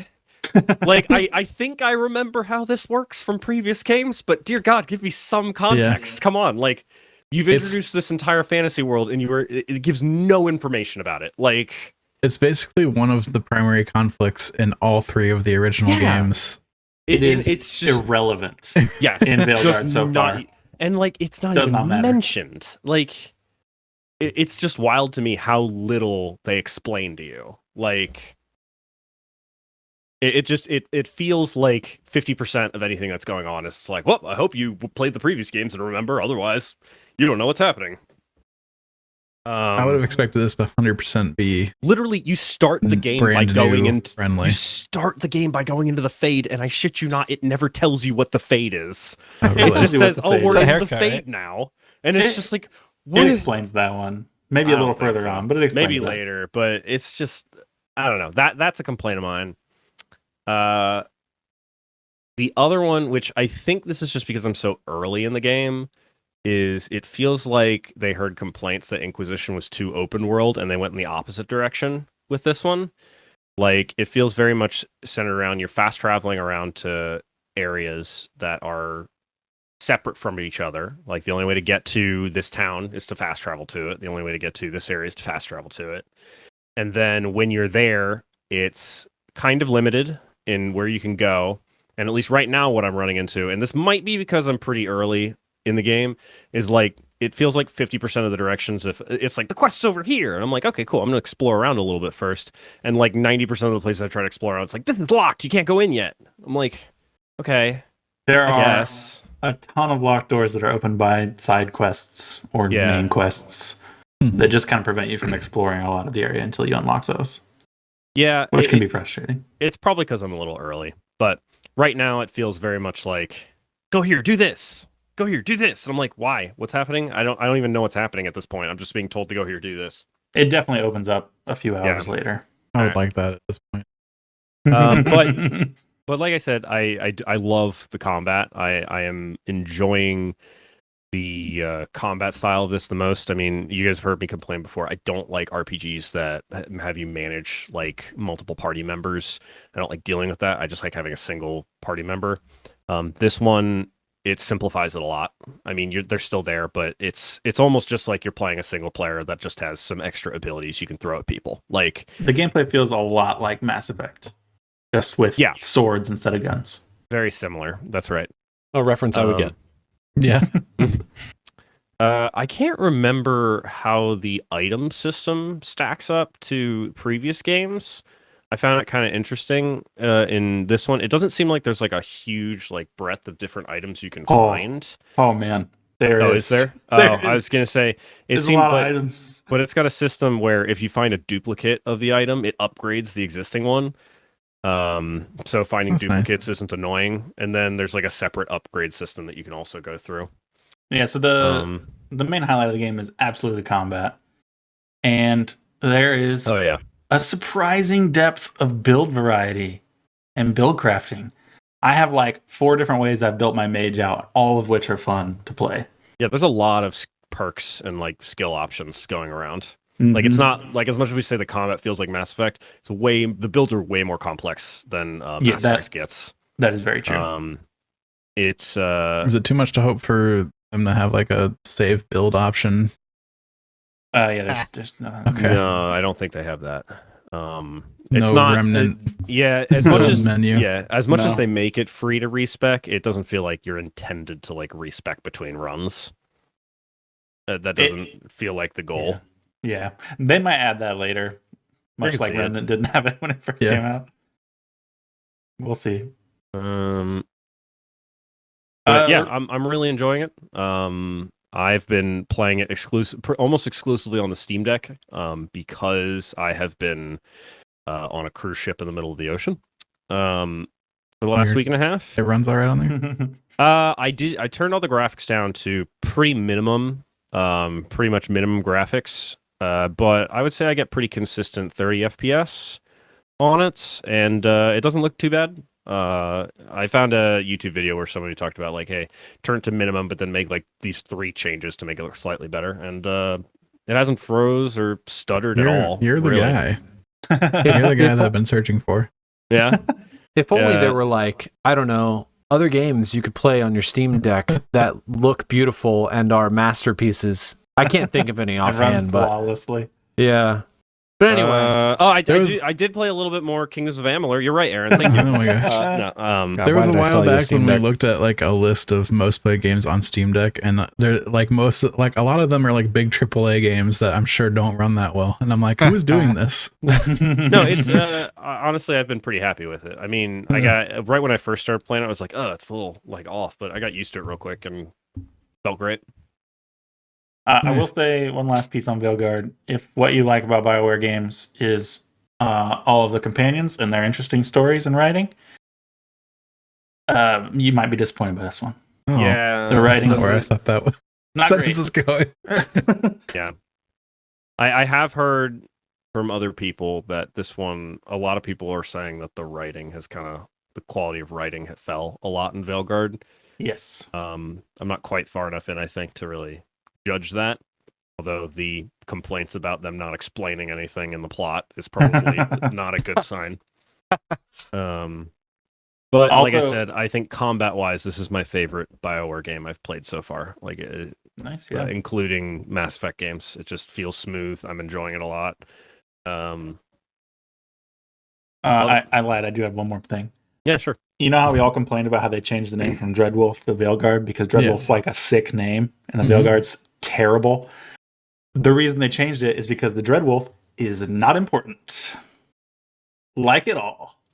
ooh, Really? He's important for like this part and then like this part. I mean, all he's around matter. the whole time. Oh, he's just around. very kind of. minorly. He's over there. You can talk to him occasionally when the game says you can talk to him. That's Wow. basically the system, yeah. Oh, for Would God. recommend, but now it didn't occur to me until we talked about it today. I'm probably going to go look up a recap video for the plot of Inquisition because Yeah, they probably did rewrites or something because it was supposed to be heavily focused on the Dreadwolf. I'm telling you, man, he is pretty unimportant. So Right. here's something interesting that honestly ties into the Steam family thing from earlier that we talked Mhm. about. I'm the one that bought this game among our family share, Mhm. and That's then been I nice. Thanks. saw a bunch of Thanks, things brother. about the game and was like, I don't think I want to play this game, and so I went to refund the game and could not because people had played over 2 hours Oh, no. in the family. I'm sorry, Chad. So sorry. That's very funny. So just throwing that out there, if you're going to buy a game and you think others in the family are going to play it, but you're not sure about the game, maybe hold off on buying it. I did learn and confirm that unlike the old library sharing, the Steam family share does not care if I switch myself into offline mode and play one of your games. Nope. At all. Because it used to be if you did that, it would yell at you like, hey, you can't do this while you're offline. Now, doesn't care at all, which is the only reason I was able to play it on a cruise ship in the middle of the ocean for a week. Yeah, it's maybe too lenient about what it lets you do. It might be a little too lenient. Leave it be. Leave it be. I guess besides refunds, they're not lenient on that. True. I'm just Can't remember if I'm still every playing time your I see a copy game chat pop or up if I in bought the it. library now, I'm gonna launch it for at least 2 hours to make sure Just let it sit idle. make sure nobody can ever return anything again. What a Oh my monster. gosh.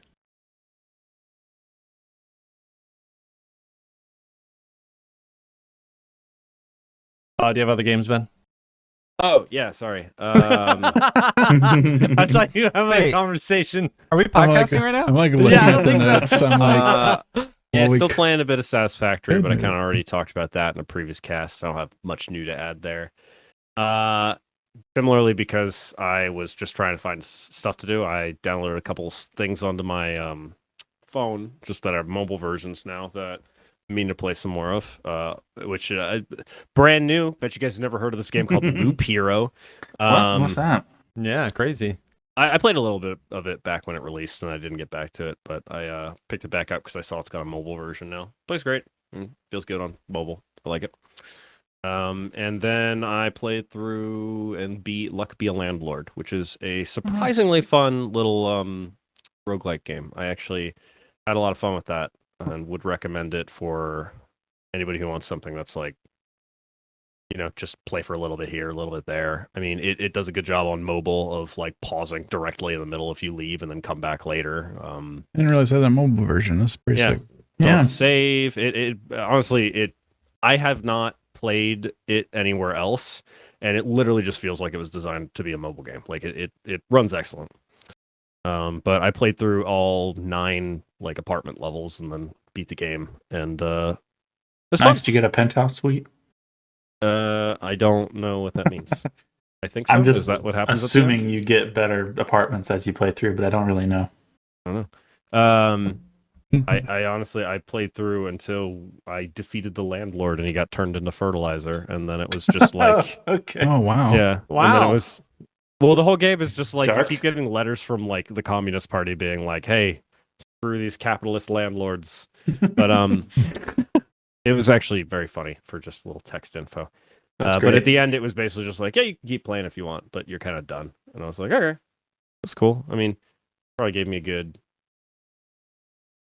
4 or 5 hours of gameplay. I kind of wanted more challenge modes. Like, in theory, like every level you go up, they add like difficulty modifiers. It never really felt that difficult. Like, Ah, Even it's when I because beat you're the- too good of a gamer. Yeah, that gee. must be it. But like, I beat the game and I kind of went and I was like, "Is that it? Is there more? No, it's just I'm done." Okay, like it was. I think I beat every level within like 2 or 3 tries. It was not. Hmm. I don't know. I could have used a little bit more difficulty there, or like an additional mode or something like that. Other than that, it was really fun. I will go next. 3 things I want to talk about. First and foremost is Void Rot. This is a 2D action platformer that is very like smaller in scope, smaller in scale and design. Hollow Knight. I love this game. I think if you're looking for something that's like scratches that itch, this is probably it. It's not going to have all the polish of Hollow Knight. It's not going to have all the story of Hollow Knight, but it's a very fun game. They do a great job of sort of building the story around you. You're like constantly confused about what's going on, similar to Hollow Knight. Like you got all these characters who are just describing things. You're like, what? That didn't even make any sense, but okay. You have a whole bunch of different abilities that you learn throughout the game. They have very distinct biomes with very distinct enemies that you fight. And it does a good job of making you revisit like just a traditional Metroidvania, making you revisit different parts of the map multiple times over because your abilities allow for different types of traversal. It has a lot of movement in it pretty early, right? Yes. Yeah. Long movement You abilities. get your slide. Essentially, it's one of the first things you get, and then like I think maybe your third ability is also movability. There's just a lot of movement in this game in general. Things I will say about this game. I already said it's really good, and I really like it. things I will say that are probably negatives to this game. There's like no real storytelling cutscene elements. I mean, there are like a few, but they're so limited. The story is the game you're playing. Some of the animations, I think, look a bit wonky. It's almost like they got to the point at which the game played really well, and it was incredibly like the controls were tight, but they're like, it'll be fine. Just it's fine. So some of the animations are strange, like your dash animation is a little weird. It just looks like your character model just kind of slides across the screen instead of having like a really like clean dash movement. You get this sort of, we'll call it a wall climb-ish ability at some point. Also very strange, just like your character just kind of is just moving. That's fine. That's a polish element. It doesn't really affect your gameplay. That's okay. The other problem I have with this game is that the bosses at the end of the game are way too easy. Oh. Early boss, so hard. Took a while for me to beat. End boss, literally first time. Interesting. No problem. Because of all your power-ups, like you're just too strong at that point? No, because I beat him pretty early, and I've played a lot since. They got a lot of feedback, and they are retuning, and I think after I beat the game, they retuned the last boss to be way more difficult. So now might be a good time to jump in and try it. When did this come out? Did it come out after I complained about the end bosses for 9 Souls? And It came out this year. I don't know when it came out this year. they like listen to our late podcast October. and they're like, "Ooh, we gotta make our last bosses not super tough." Oh, Yeah, October definitely. 24th. Yeah. I don't know. Excellent game. Also, the soundtrack, pretty freaking good. I'm pretty impressed with the soundtrack. So, yeah, go play it. It's fun. And it's not long. It's like 10 hours. Well, technically, if you ask my Steam Deck, I've played 824 hours. And if you ask my Steam profile on my PC, I've played 2.4 hours of this game and almost 100%ed it. So, Why does So it somewhere do between that? there. somewhere between there, but realistically 10 hours to beat. Very fun game. Baby Hollow Knight. Baby's first Hollow Knight. Baby's first Hollow Knight, yes. I guess we need to start Ben on before we can actually play Hollow Knight. Wow. Wow. Hey, I played Wow. like 20 minutes of Hollow Knight. You played the worst part of Hollow Knight. Good job. No wonder I didn't like it. Not only the other thing I'll say about this, not only are you developing like new abilities and stuff, but you're also like like in Hollow Knight, you're improving the nail that you have to be sharper, and you improve some other things, like maybe your health pool, other things you improve like throughout. You get that sort of same mechanic. You find these things to make your weapon stronger, your health pool larger, and you also have like ability casting, and you get more cast points for abilities as you sort of progress throughout the game. And that's, kind of the sort of steps you take towards the end. But anyway, all that to say, I really like the game, but it's just a short version of Hollow Knight. It's a lot of fun. 2 other things that I've been playing that I know a lot of people have had issues with, especially in this podcast group. One of them is Call of Duty Black Ops 6. I'm going to just go ahead and make this statement. This is the best campaign in a Call of Duty game ever made. Ever made. Put a period. Ever made. Put a period on it. Ever Play it made. in the hardest difficulty. I did play on the hardest difficulty, yes. It is not as hard as playing in realism mode in Modern Warfare.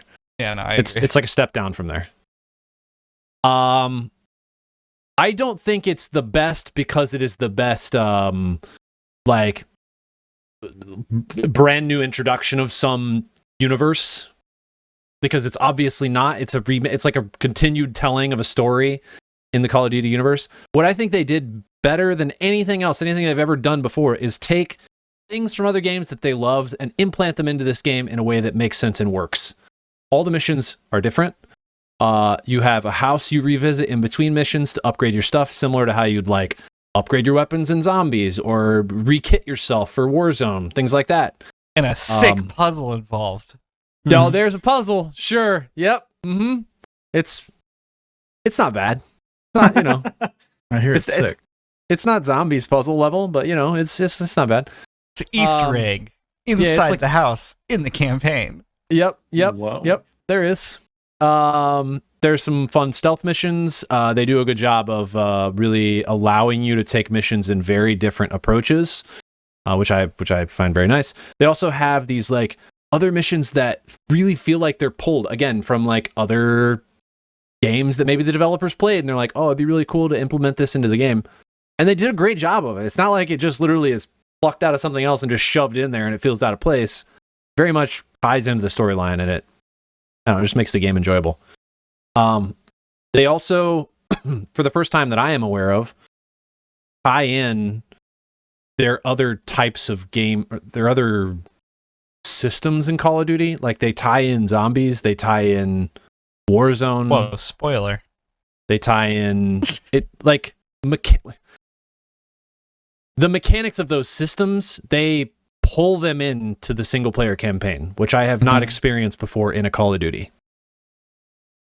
I really like that. Judge as you will, the game has, of course, bugs, and it's still Call of Duty, so you're gonna get what you're gonna get. It's a Call of Duty game, but I really, really enjoyed it. If you have not played the campaign, I would suggest you play it because I found it a lot of fun. Chad, did you ever finish it? I got 6 missions in, and then I'm still stuck at my save is gone. Wow. But it's on their Trello. Okay. All right. I look at their Trello quite frequently, and it did go from they've changed it again. It did go from a gray, which is labeled something like known issue or something like that, to an orange, investigating. Oh, all right. Caleb, have you played a lot of this game? I have played the first mission. That's all. Oh, the first mission. Okay. All right. Somebody else needs to finish it so I can talk to them about the story. I plan to. We'll get there. I shall. I mean, The other I got game? a bunch of vacations, so Mondays Okay. and Fridays I'm off. So maybe I'll just at Okay, 8 just a.m. take one wake day. up and then just Do the freaking whole play thing. it. Yep. Whole thing. I How did long that is it? with Do you know? The Last of Us 8 hours. Part 1. Heck 10 yeah. hours. Although I don't know secretly how Last long of it Us Part would One be considered. on veteran difficulty. I Also played Uncharted 3. And wow. That one's crazy.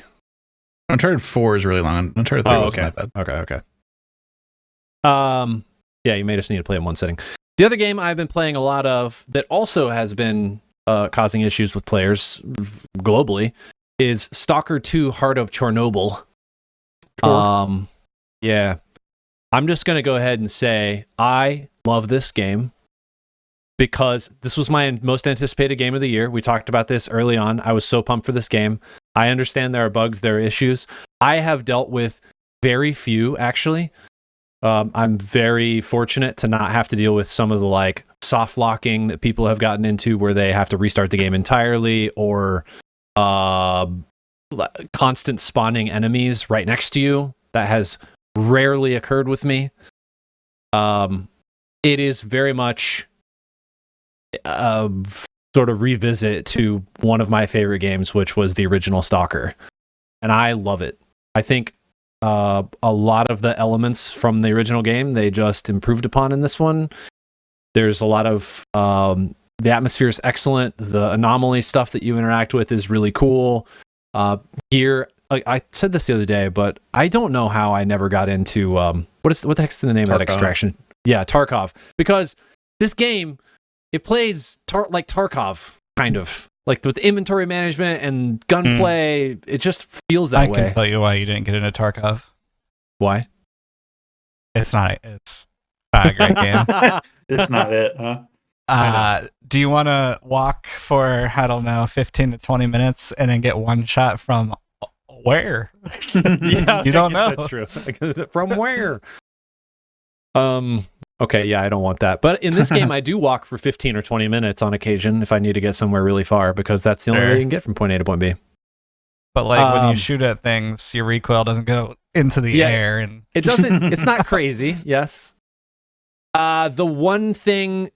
Okay, so I already talked about things that I liked. I also really liked the story in this game. I think it's so far pretty fleshed out. Seems really interesting. I'm excited to explore more areas of the zone. I've only been to 5 areas of the zone so far. I think there's 12 or something. Oh, wow. Yeah, there's a lot. It's a very big game. I think they're saying 80 hours or something. Dang. Yeah, I don't know if that's I don't know if that I haven't looked at how long to beat since the like original game developer came out and said like, oh, we have 100 hours of content. It's like 68 hours to beat or whatever. It may be much shorter than that, but I don't know. I'm playing all the side content too. I want to kind of complete regions before I move on, which means I'm pretty strong when I fight enemies at the moment. So I don't like when you first start the game, you get decimated by enemies when you play on the hardest difficulty.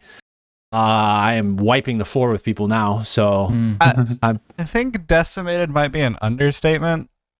With the first enemy that's you come across, like that, like not one of the humans, but like the first one of the scary anomalies.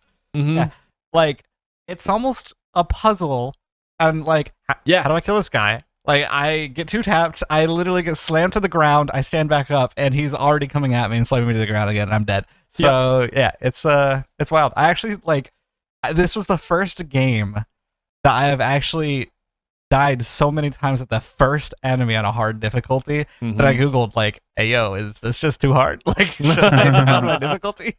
Is this a tree sentinel situation? It is no kidding. It is a very short amount of time before you get strong enough to be able to just fight enemies. This is the Witcher 3 issue. Like the first enemy is really hard. You play Witcher 3 on Death March because any of the other ones is way too easy, but like the first couple of fights you have are so freaking hard. Yeah, the Griffin fight on Death March, man. Man, I got to I feel like this isn't really spoilers level, but I got to the first, like the boat, the broken down boat, and it took me 18 to 20 shots to kill something inside that boat. And Caleb's like, I don't think I shot that many times. I'm like, I don't know what I'm doing wrong. Like, am I just not aiming correctly? Like, what's happening here? You have the right ammo in? Yeah, there's ammo determines how much damage you do. Can swap ammo. Way. Yeah, dude. This game, there's a lot of layers. I will say, okay, so this gets me into the point of the things I wanted to talk about that I find a little bit frustrating. One, the tutorialization in this game, very poor. But it was in the original Soccer 2, so I kind of went in expecting that. Your inventory, specifically, you can swap your gun, like your shooting mode. You can swap the ammo that you're firing. You can also, like, obviously equip and unequip various attachments, but all of those happen in a very specific way. You have to have the gun equipped to attach and unattach attachments. That's the only time you can do it. Can't just be in your inventory. For ammo, the only way to know what ammo you have equipped is to hold tab to go into that sort of overarching menu to see weapon selection, and then you can see on the box what it says. That's the only way you can tell.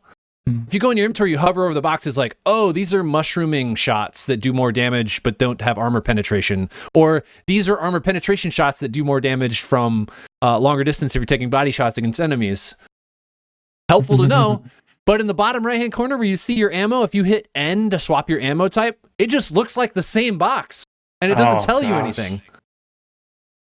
Weird There's choice. ammo types. Oh, there's so many ammo types, dude. I have four different types of ammo for my pistol alone. I mean, that makes sense and why, you said it's kind of like Tarkov. Yeah, it's a lot. I had my double barrel shotgun and I had 1 shell left, and I was like, I hit reload and I didn't think it would do anything. And then it reloaded 2 shells and I had 9 suddenly. And I was like, what just happened? Because you swapped your ammo types when you run out of the first ammo type. That's a weird part too. I was so confused. That's a weird one. So again, the sort of tutorialization of some of those systems is strange. They made a choice to have you, like, you can do fast travel later on in the game between the towns, but you have to pay in-game currency. Okay, all right, sure. If I would be okay with that, if the currency system were not so wild and broken. Like you get a gun and it's worth like 23,000 credits, and you go take it to a vendor. You're like, I want to sell this thing, and it's like, oh, this is worth 800 credits. Wow. Excuse me. And it's then more you're than done. getting Starfinder. Yeah, right. All of your weapons have durability, and so you're like, oh, okay, well, I can't sell it to him for a lot, so I must be able to repair it for like a pretty inexpensive amount of money. No, it's 26,000 credits to repair that thing with 100% durability. So at the moment, you're like, I'm not going to repair anything. I'm just going to find new weapons and throw my old weapons away. Which I mentioned this to Alex and Caleb. Object permanency in this game, all the time. You can go back to any spot you've ever been. That thing is laying right there on the ground, right where you left it. Doesn't matter what it is. I have a stack of AKs. There's like 30 of them in one of the towns because I'll just walk in and I just drop them in case I ever need to sell them to the guy. No freaking way. Yeah, wild. All this to say, the reason a lot of that is happening is because they have this system that's built into Stalker. It's called A-Life. The new version is called A-Life 2.0. And what it's supposed to do is interactions between the factions and enemies off screen or in regions of the zone that you're not currently in. It is present in the game, but it's currently broken. So like none of that is actually happening. So all of these like minor things that are supposed to be happening in the world, like faction on faction fighting over points of interest within regions, or NPCs getting killed while you're not there if you take too much time to get there, or like all of your loot disappearing if you leave it laying on the ground. None of that's happening because the A-Life system is just not working. So in essence, I kind of have the game on a slightly easier mode than if I was playing on hard difficulty when A-Life was working. But you know, hey, cool, that's fine.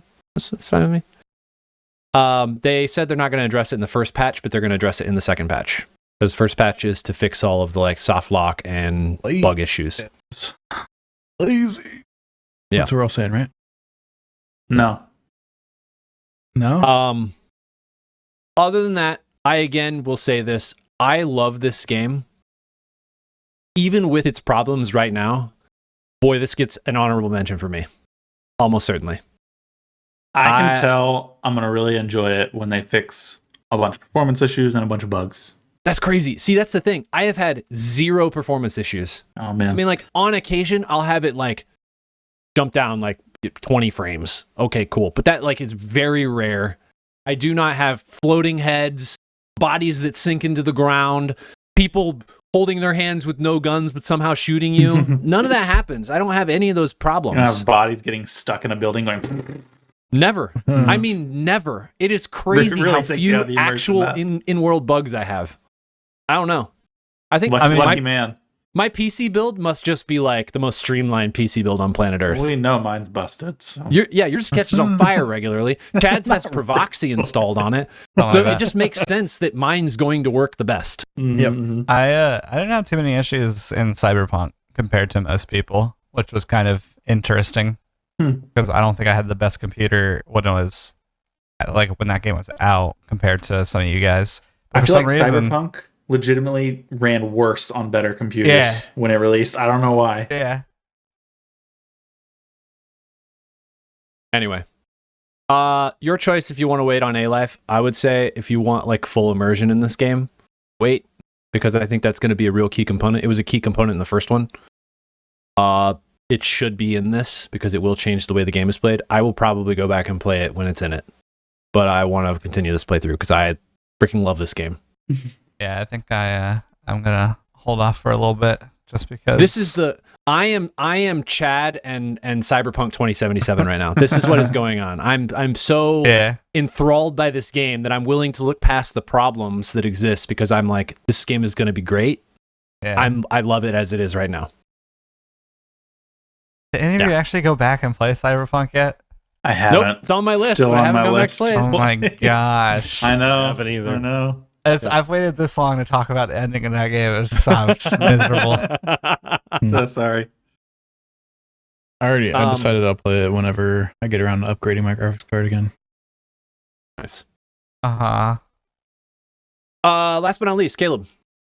I have been playing. So I've been playing Metaphor ReFantazio, but I kind of wanted to wait for Jake to be back to talk about that because I know he's played a bunch of it. But in the meantime, I have 2 puzzle games that I played recently that I really enjoyed. One of them I'm excited to hear you talk about because I want to play it. Is that Lorelei and the Laser Eyes? Yes. Yeah, Lorelei and the Laser Eyes, really unique, interesting puzzle game. It's all done in basically grayscale, except for there's a bunch of red color, which I love that kind of aesthetic. It really appeals to me. But it is a kind of adventure exploration puzzle game. You play as titular Lorelei, exploring a old manor that some weird eccentric guy invited you to be part of an art display. And Interesting. Yeah. And you kind of just explore a lot of eerie, atmospheric sort of locations and events as you're solving a variety of really well done puzzles. A lot of really fun puzzles in the game. I felt like I was very, very, very rarely stuck on something. And usually it's because I was trying to solve a puzzle that I didn't have all the information for, but I just didn't realize I didn't have all the information for it. So there's a lot of exploration in order to find those solutions. And usually they're pretty obvious that what you found is a solution to a specific puzzle. So it does a really good job of that. It also tells a really interesting, weird story. It's kind of a story split up among multiple different timelines. Or not timelines, time periods. But it does a really good job of telling. I really enjoyed exploring and learning about this story of Lorelei. Okay. So, I really like it. It like I said, the puzzles are really good. There's a lot of writing things down. You're gonna want to have a notebook and pencil or Steam Notes open. Heck yeah. So yeah, all right, good stuff. Cool. The other game is The Rise of the Golden Idol. I think we've talked about The Curse of the Golden Idol before, which is the game that came out before this. It is very, very similar to Curse of the Golden Idol. It is a very, I want to say, deductive reasoning, I guess, kind of game. It's very detective-like. You're basically given a crime scene. Each one is a crime scene. And you get to kind of explore it and figure out what happened that caused this crime. And you have there's usually like multiple screens, so you can be like inside of the house, outside of the house. There's a whole bunch of things to click on and interact with to find clues. I thought Rise of the Golden Idol, the second one, the new one, did a really, really good job of environmental clues. Things that you maybe wouldn't be paying that close attention to, but are actually really important for figuring out how everything went down. And those end up being incredibly important because without them you get quite stuck, quite lost. And the game will hint you at the game has a hint system built in, so it can kind of hint you at those. But all over, the puzzles were just really, really good. Just as good as the first game, maybe better in some areas, probably better in some areas. Is this a prequel? Because if it's not, I don't like the title. No, it takes place 200 years later, I think. But it's the rise of the Golden Knight. Wait, did it fall and it's rising again? Yeah, essentially, this is not spoiler. Essentially, the Golden Idol was lost to time. Okay, all right. And its pieces have been found. Okay, all right, fine, I'll take it. Just before the podcast, my phone informed me that my Netflix subscription gave me access to download this game on my phone. Excuse? What? Yeah. Is this a Netflix game? I guess they're publishing it on mobile. Interesting.